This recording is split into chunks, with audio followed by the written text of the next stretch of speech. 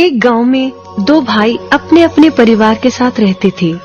एक भाई अमीर था तो दूसरा गरीब। दिवाली आई, सारे गांव में खुशियां मनाई जा रही थी।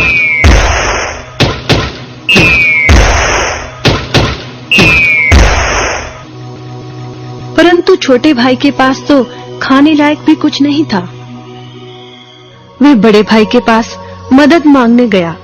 बड़े भाई ने दुत्कार कर बैरंग वापस भेज दिया। बेचारा उदास लौट रहा था कि रास्ते में एक बूढ़ा दिखाई दिया। बूढ़े के पास लकड़ियों का एक बड़ा सा गट्ठर था। बूढ़े ने उससे पूछा, क्या बात है बेटे, बहुत उदास हो? दिवाली पर तो खुश होना चाहिए। काहे की दिवाली ताऊ, मेरे भाई ने भी मेरी मदद नहीं की। मेरा परिवार भूखों मर रहा है और मैं कुछ नहीं कर पा रहा। यदि तुम मेरी मदद करो, इन लकड़ियों के गट्ठर को मेरे घर पहुंचा दो, तो मैं तुम्हें जो दूंगा उससे तुम अमीर हो जाओगे। छोटा बूढ़े के पीछे चलता हुआ लकड़ियों के गट्ठर को उसके घर छोड़ आया। बूढ़े ने छोटे को एक मालपुआ दिया और बोला, जंगल में जाना, एक जगह अजीब तरह के 3 पेड़ तुम्हें दिखेंगे, जिसके पास एक चट्टान होगी। ध्यान से देखोगे तो चट्टान के कोने में तुम्हें एक गुफा का एक मुंह दिखेगा। गुफा में चले जाना, वहां 3 बौने रहते हैं। मालपुआ उन्हें बहुत पसंद है, वैसे किसी भी कीमत पर छोड़ेंगे नहीं। तुम उनसे धन नहीं मांगना, बल्कि कहना मुझे पत्थर की चक्की दे दो। छोटा भाई गुफा में जा पहुंचा। उसके हाथ में मालपुआ देखकर एक बौना बोला, ये मुझे दे दो, मैं तुम्हें इसके बदले में जो कहोगे दे दूंगा। छोटा बोला, मुझे बस अपनी पत्थर की चक्की दे दो। चक्की लेकर छोटा जैसे ही चलने लगा, बौना बोला, इसे मामूली चक्की ना समझना। इसे घुमाने पर तुम जो मांगोगे इसमें से निकलता रहेगा। इच्छा पूरी होने पर इस पर लाल रंग का कपड़ा डाल देना, सामान बनना बंद हो जाएगा। चक्की लेकर छोटा भाई घर पहुंचा। पत्नी और बच्चे भूखे थे। उसने कहा, यहाँ पर एक कपड़ा बिछाओ। कपड़ा बिछाकर चक्की उसके ऊपर एक किनारे रखकर छोटे ने चक्की चलाई और बोला, चक्की चक्की चावल निकाल।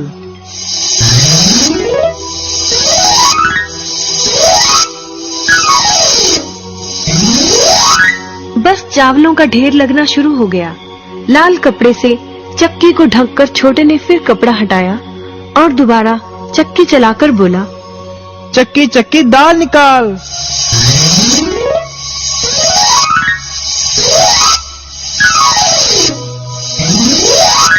ढेरों दाल निकलती रही। थोड़ी देर बाद छोटे ने चक्की को ढक दिया।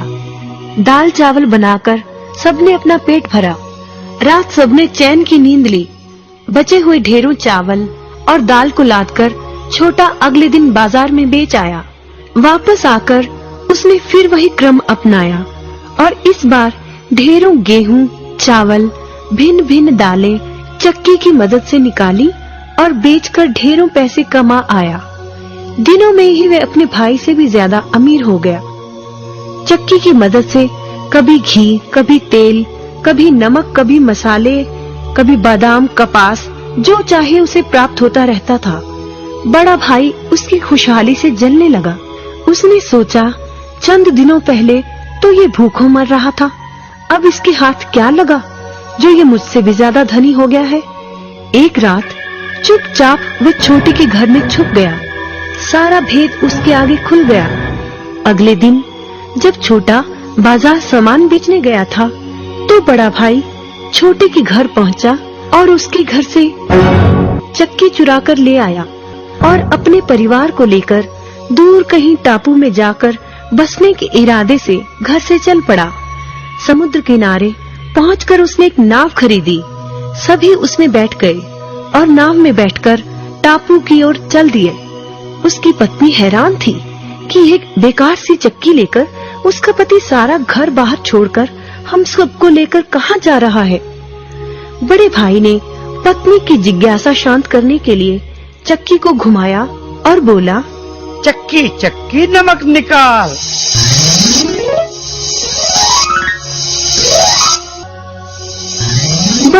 फिर क्या था, नमक का ढेर नाव में लगना शुरू हो गया और नाव डूबने लगी।